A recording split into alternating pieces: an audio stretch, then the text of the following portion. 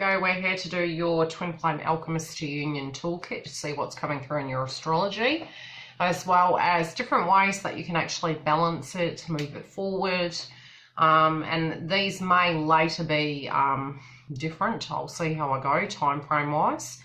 What you do need to be mindful of is really work with the sun and the moon energy and any transits that's going on with them, and really watch your house in Saturn. When it does come to aspects of communication, you can cross-reference between your chart and their chart and see if communication's boding well, especially if it comes to 12th house placements in Mercury. At a lower frequency, it can be to do with the karmic ending or moving back into a karmic cycle. You don't want that to be happening. So try and operate from a higher frequency, especially if you're feeling stuck, especially in your romance house. If that comes up, you really need to look at why that's happening, if there's a codependent frequency going on. So I'll get into your chart and we'll see what's coming through. But, you know, the yin and the yang, be mindful that in the moon energy, especially in our solar eclipses, it's a partial one on, the moon is coming through in Capricorn on the 1st, and it's a partial eclipse on the 6th. Now, there's a few things happening around that time, which I'll hyperlink into the reading, and tell you what's going on with you guys. Now, be mindful that with the moon energy, get your root chakra and your third eye chakra grounded. What is going on, it's your 5th and your 11th house. Now, that's connected to romance, children, and the way you are creative. It's also connected to the people around you and who you're interconnecting to. So what may be changing is a slight tweak in that area. It can denote a slight tower moment, but it's not really something that's going to be a permanent nature. It's going to be something you're working on for the next 6 months. So it can, for some of you, note union, where, you know, your twins coming back, reunion, so to speak, and something you're going to be directly working on. So it might be you were moving towards a certain way of being, and it's a bit like you're taking your ship in a certain direction, then bang, you've got to turn it around again and do something a little bit differently. So it's going to be in that area. On the 21st, it's going to be in Leo, and it's going to be a total eclipse. Now, this is going to be a time when a lot of us can experience endings in some shape or form, and again, directly correlating between Saturn, at that time, whatever comes up in that house. I'll just quickly look. Okay, so your job may be changing around that time. And the way you're applying, but I'll interpret the chart as I go. So the sun frequency on the 20th, which is where the eclipse is coming, is at the same time as the total eclipse. So both energies are going to be very relevant around that time of what you're going to be changing, what can be turning around and doing a 360 in some shape or form. So either the direct way you're relating to it or the actual physical ending of a situation. So in the 11th house, again, it's your associates, what you believe are your goals. Those things can be changing. And again, your telepathic connection in with your twin.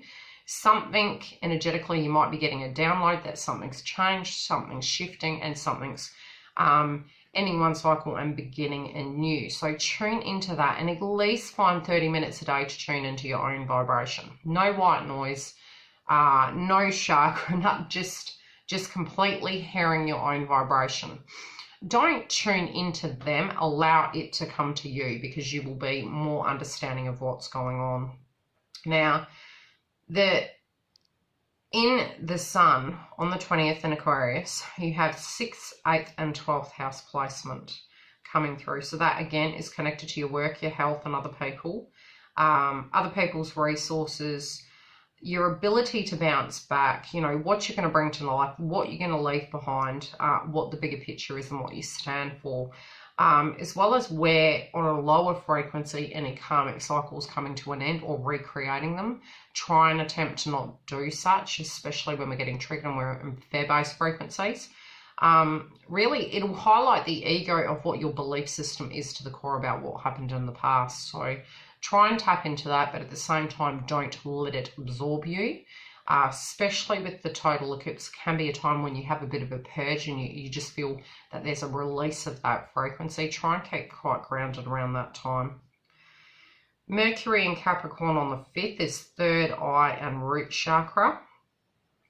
Now, intuitively, you're going to have to navigate with your communication. Be very mindful about your communication. It can be you're thinking of communicating, whereas on the 24th, it's throat chakra and root chakra. So at that point, I would say, and again, that's near the total eclipse, be mindful how you are communicating. Come from a place not of ego, especially with the sun transiting at the same time as the total eclipse, at the same time as Mercury in that time zone, okay? So be grounded when it comes to your communication. Don't come through in an ego sense. Be mindful of where the ego is coming from and communicate groundedly. So in Mercury in Capricorn on the 5th, partial eclipse, 1st, 5th and 8th house. Now the first house is about self, your ability to actually provide for yourself, create for yourself, have your own truth in a communication sense. Also in the 5th, it's to do with children and romance and the way you express yourself. So speak about you and it from your perspective, not another person's. And when it does come to other people and what they have to bring to the table, and if you have a bounce back ability with it, think about it, but don't understand you can do work in that area. And it does come to both sides. You know, sometimes we're in the ego and we're thinking, well, my twin's not here, so therefore I can't do anything. No, meditating upon it and actually having the time to process the information is necessary at times. And then perhaps how you can shift and align yourself to be prepared for what's coming, especially with the moon in the eclipse. Something's changing, so do be prepared for that. With the communication near the total eclipse, in Aquarius, with the throat chakra, it's about how you see yourself, how you communicate, any work you've done, how your health is, how grounded you are, how people are perceiving you, what you can give, and you know what it can even be in the house of employment. Okay, so you might be communicating very separately to twin in relation to employment. Others of you, it might be in relation to the bigger picture of what transpired previously. Now with Saturn, always use Saturn for yourself, especially in your twin flame journey, connected to what it's showing you, what the truth is, even if you don't really like it. And it's something you can work towards in a sense of your North Node being your rising sign. Very important in your twin flame journey, as I said before, where you can move towards away from your South Node, which is the more immature egoic sense frequency from past life and this current life, into your North Node. When you're in alignment with that, you're actually on track to union with your twin. Now, with Saturn in Capricorn, root chakra, keep grounded. The areas it's going to be covering is the foundation, okay? What yours is, what theirs is, where it stands right here, right now.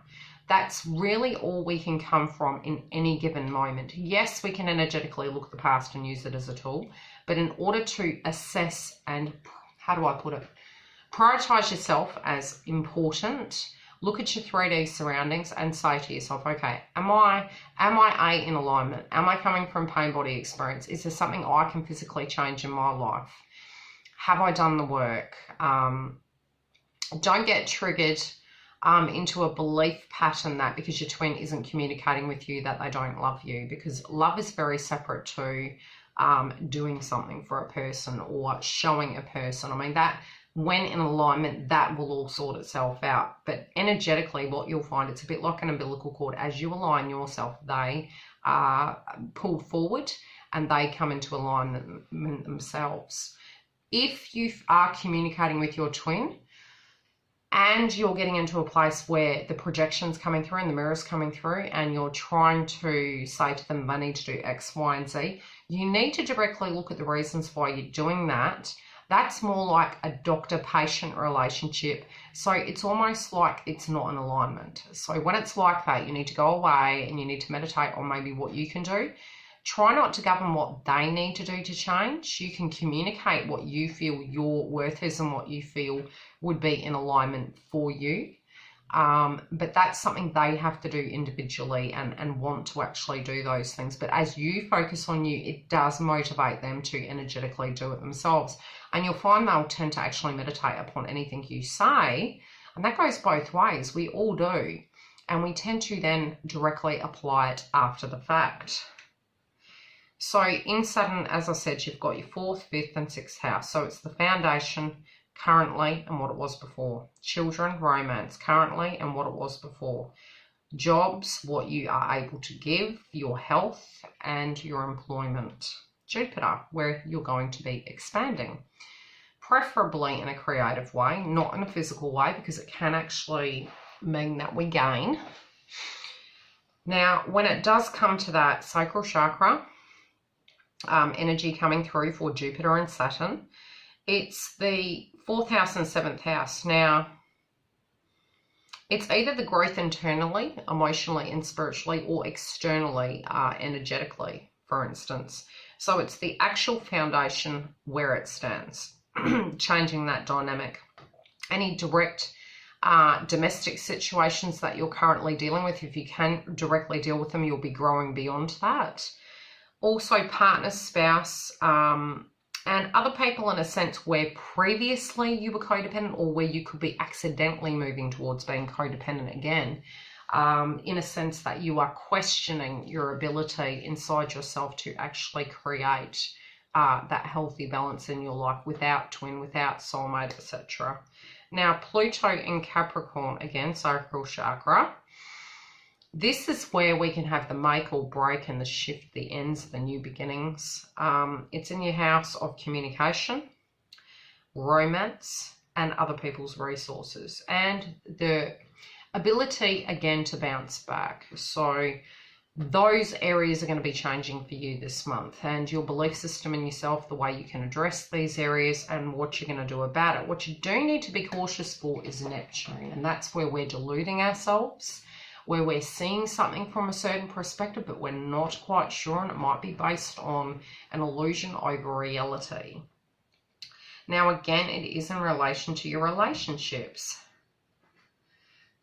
And it may be that you need to let the past go, because it could be that you're correlating a belief that that person's going to be the same person. Now, yes, if you're the same person, it's going to be the same situation. But if you, in fact, energetically in some shape or form have changed, it's not going to be the same situation. So it might be, again, your egoic fear-based frequencies can be coming through stating that, oh my gosh, this is the same crap. So you need to really tune out of that, and especially from the first, because a lot of what we say, what we speak, we're co-creating, being the way the moon is. It's a manifesting moon. Now, where you're going to be spiritually growing but might feel slightly uncomfortable is on with Uranus and Taurus, and that's crown chakra and heart chakra. What you know to be true, what may be uncomfortable, but what universe and Jupiter and Saturn will be asking you to expand. And that is in your sphere of employment, your health, and what you can do. Also in your philosophies, your belief systems, and the bigger picture. So it can be, it's very important this year to come to a place where we can have an axis, and that needs to be either ourselves or a basic routine. And if we can keep a basic routine, we're going to be able to cope with the frequencies of the changes going on. Now, with Mars and Aries on the 1st, again, near the eclipse season, you know, moving forward, we're going to be going like a bat out of hell trying to get things done. Now, it's in your 8th house of people, resources, deaths, regenerative influences. So it's really looking at the bigger picture of your foundation, what you want to invest in, what you don't, and really using the energy to apply it to that area. So it can be understanding where, and again, try not to fall into the codependent frequency. If you are needing to, especially with your North Node, allow other people to come into your life, you need to integrate that. If what is coming through in your North Node is you need to be more self-reliant, you need to be more self-reliant and not look outside yourself. So really look at your North Node to help you actually navigate through that cycle. And again, I do see with Mars and Aries, again, it's root chakra and throat chakra. So communicate in a grounded manner when it comes to dealing with other people and their resources. Now, with Venus and Sagittarius on the 7th, smack bang on or near the partial eclipse, partial solar eclipse. It's in your 2nd, 3rd, 4th, and ninth house. This is with your finances, your resources. So you're looking at your money, and it can be passionately, energetically, you're moving towards what you're more in alignment with. You're focusing on your work. You're focusing on what you feel you're worth. Your communication also, you may be very passionate in the way that you're communicating, and that's another reason why with Mercury, you know, I'm really suggesting you don't come from a place of ego. You very much come from a heart chakra place. When we are coming from pain body, it's usually remotely away. It's more from the lower frequency, the darker realm of the sun energy, and it can be to do with father figure energies, you know, imbalanced father figure energies from our childhood, or male energies in general. Bear with me. You're also, romantically speaking, it might be you're really having to look at your 3D, either belief in a situation.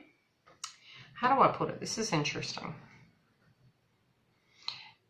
I feel even though whatever has passed, if there was issues in the past, you still very much deeply are passionate about them. But you need to let the pain body experience go. You also spiritually are becoming more passionate about your belief systems, but you're looking at the big picture of how far this connection can go. Now, in pain body experience through Chiron, what is going to be coming up in Pisces for you is 4th, 5th, 6th, and 7th house, which again is, you know, partners in the past, people that you wish to collaborate with, the foundation, anything that's imbalanced at the moment in your own life, in a sense of a foundation, what needs to end. And this can be past tense frequency, children, romance, jobs, and health. And again, it's like you're doing an overview with the Chiron frequency. Some of these old wounds can come up, or some of them are directly coming up due to communication. So again, I'll love you and leave you, and I'll see you on the other side. Do research 1717, because as I ended the sentence, it come up.